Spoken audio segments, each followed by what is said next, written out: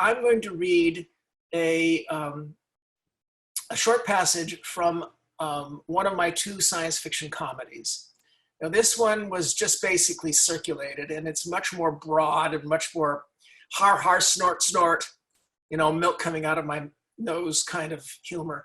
Whereas I have just published my much more subtle but still pun-rich first science fiction comedy novel called The Ancient Ones.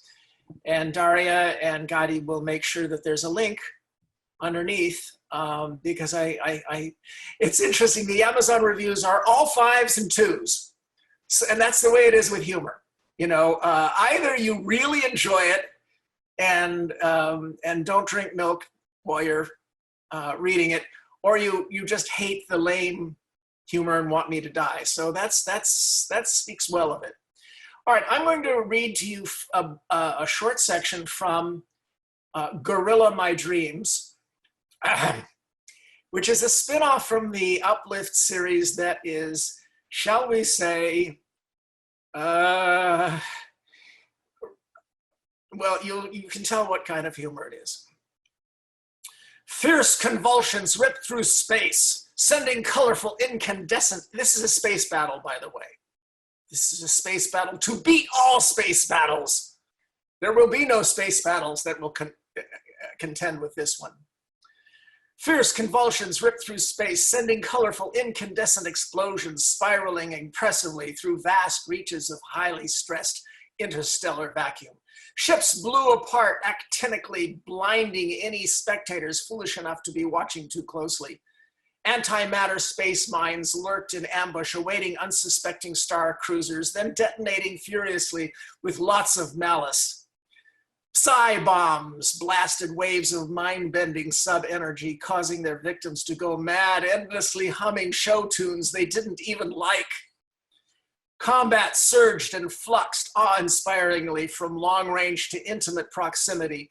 Flotillas merged silently, meeting out beams and rays of deadly force, then drifting apart again, decimated. The aquatic flagship of the fish-like Guppies clan was sliced open, gutted, and fried. The battleship of the avian Tuites was carved up neatly, separating the dry, bland officer white meat from the juicier, dark-meated giblets of the lower decks. Space behemoths met in high-velocity collisions that relativistically seemed to occur in slow motion as boarding parties of expertly trained adamantine-clad Marines hurled themselves through gaping holes in white-hot armor plate.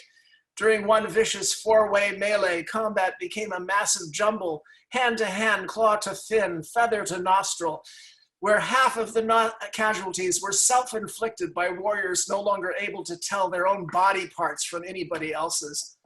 Meanwhile, below, on beleaguered Earth, multitudes fearfully watched the titanic struggle taking place overhead, and an entire generation of special effects designers gave up working for Hollywood, realizing at long last that their pallid celluloid art form could never, ever match the bold, powerful, towering descriptive imagery of the written word. So there. Thank you for that, David. Appreciate it. That's pretty awesome. Well, I was going to read to you from something that you can download directly from my website, davidbrin.com, if you go to stories. And that's called The Giving Plague. And it is my most topical work because it's about viruses. And it's about how they interact with us, how different kinds of parasites find different niches within us. And it's about an extremely unique kind of commensal relationship between a virus and us. But there's a lot of talk about this story online, but I guess I won't read that because I already used up my time on that. Well, So, I'm sure we'll have another opportunity at some point, but that was straight and to the point. Like, I got so engaged and then you just stopped. How dare you do this to me, sir? Well, it's, I'll see what I can do about self-publishing Gorilla My Dreams, but let us just say that The Ancient Ones is at least a little bit more subtle humor than that. There are many types of humor.